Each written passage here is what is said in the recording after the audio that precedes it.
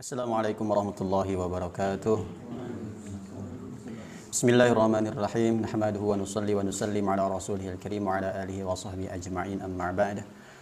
Qala al-musannif ya'ni Imam Ghazali rahimahullahu ta'ala, thumma inna as-salafa as-saliha ridwanullahi alaihim ajma'un ala at-tahdhiri min zamanihim wa ahlihi wa atharul uzlah wa amaru bidzalika wa tasawbihi. Selanjutnya, sesungguhnya orang-orang salaf yang soleh, semoga keridhaan Allah tercurah kepada mereka, mereka bersepakat untuk berwaspada terhadap zaman mereka dan penghuninya. Dan mereka memilih, memprioritaskan uzlah, dan mereka memerintahkan hal itu, dan mereka berwasiat mengenai uzlah itu, atau saling mengingatkan untuk beruzlah.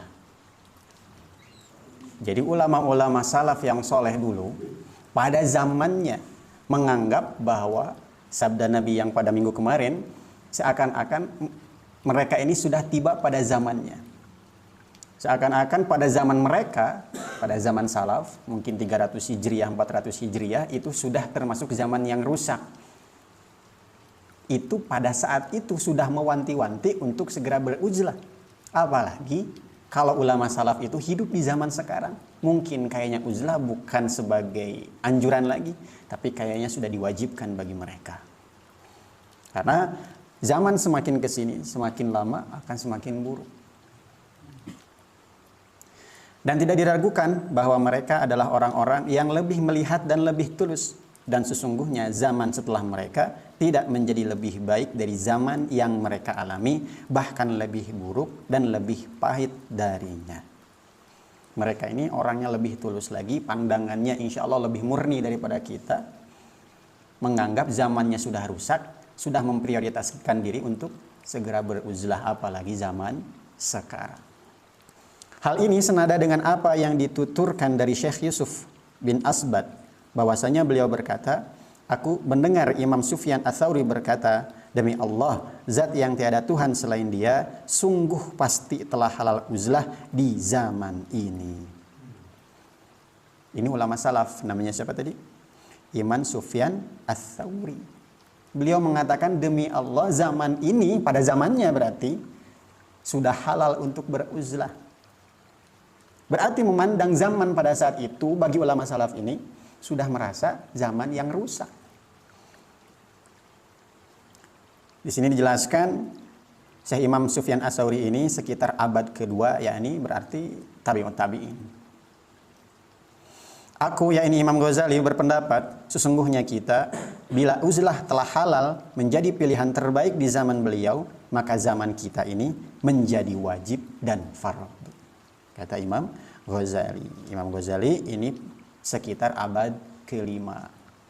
Pada abad kedua saja sudah mengatakan itu halal, maka Imam Ghazali berpendapat pada zamannya, pada abad kelima, ini wajib. Nah sekarang, abad ke-20, kira-kira sunnah atau sudah menjadi lebih wajib daripada zamannya Imam Ghazali. Para ulama salaf ini menganggap bahwa di abad kedua, Imam Sufyan Ats-Tsauri, Imam Ghazali abad kelima, itu sudah termasuk zaman fitnah yang disabdakan oleh Rasulullah untuk segera menjauh dari masyarakat, segera mengasingkan diri untuk mendekatkan diri kepada Allah. Dan zaman fitnah menurut para ulama ini bukan hanya sekedar pada saat itu susah untuk menghindari maksiat. Kemana-mana maksiat, bukan sekedar itu. Tapi pada zaman itu maksiat itu sudah dianggap biasa. Bahkan maksiat dianggap kebaikan. Orang yang tidak bermaksiat dianggap aneh. Ada orang diajak mabok, gak mau, antum ketinggalan zaman. Nongkrong yuk di sono, banyak ceweknya, gak mau, dianggap ketinggalan zaman. Cupu, gak mau gaul, gak mau nongkrong. Orang meninggalkan maksiat dianggap aneh. Justru orang bermaksiat menjadi kebanggaan. Tadi malam gue baru di diskotik, wah keren, seru.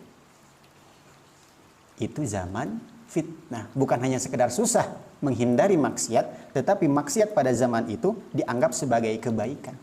Orang yang beribadah justru dianggap cupu. Orang yang beribadah dianggap aneh. Antum rajin-rajin banget ke masjid. Waktunya kerja, jangan ditinggalin. Mendahulukan pergi ke masjid pada saat waktu sholat, meninggalkan pekerjaannya dianggap aneh. Sok-sokan lu, sok suci lu. Beresin dulu kerjaan baru sholat. Aneh orang mendahulukan ibadah itu. Orang thalabul ilmi aneh. Orang pergi ke pesantren aneh.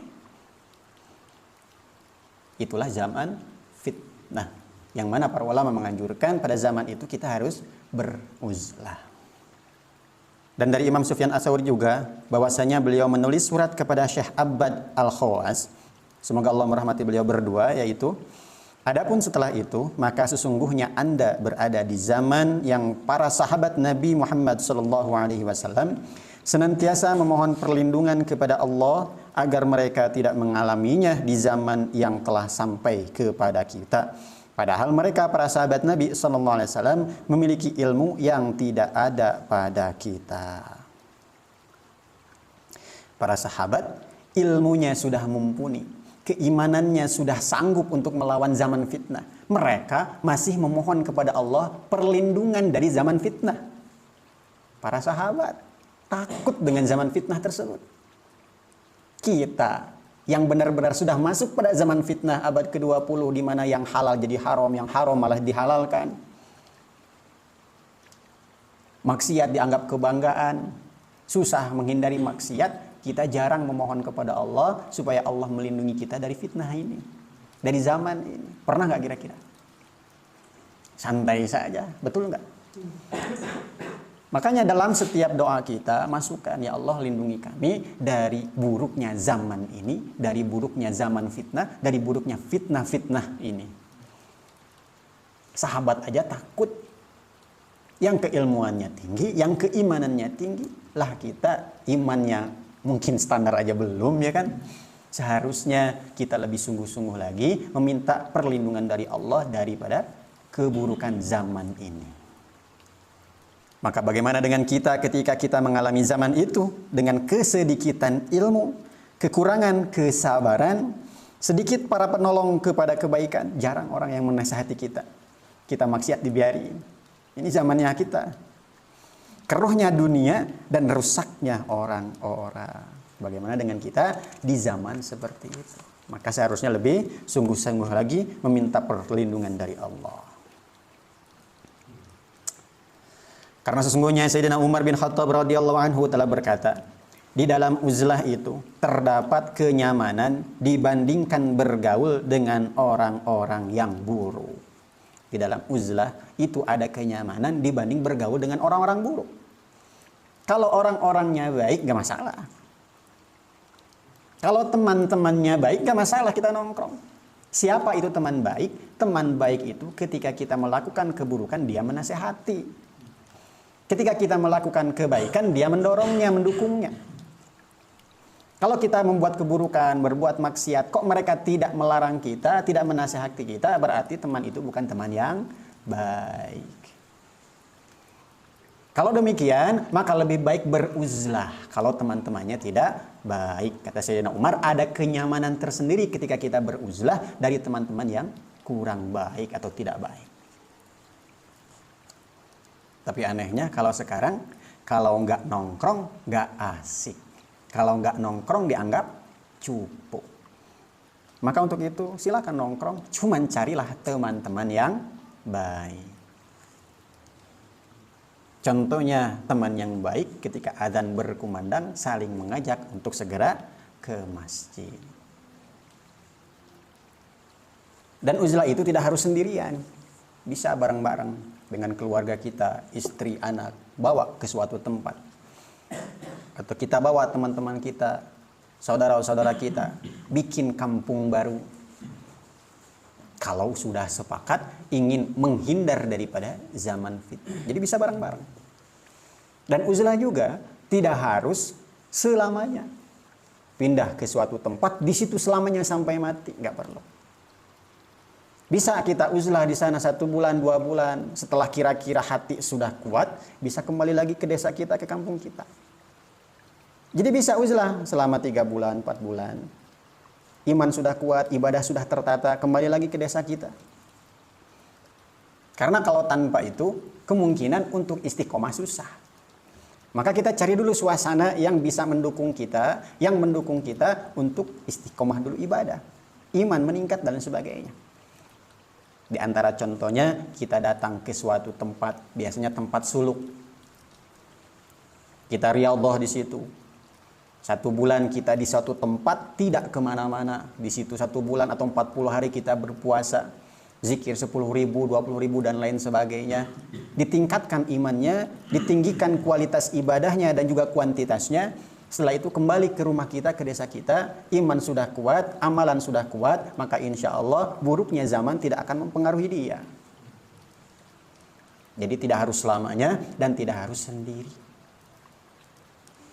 Dan semakna dengan ungkapan ini dikatakan oleh seorang penyair, zaman ini adalah zaman yang kami harus mewaspadainya.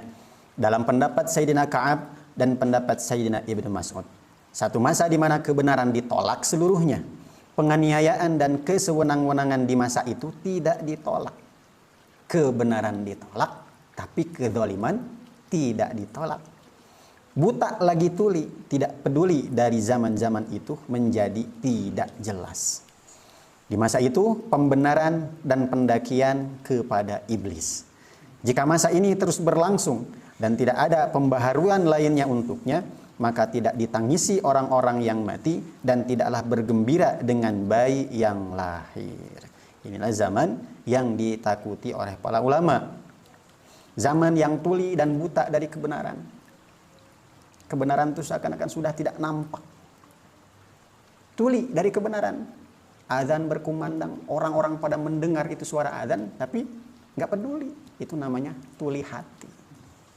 Mendengar telinganya, tapi hatinya tidak mendengar, maka masjid tetap kosong.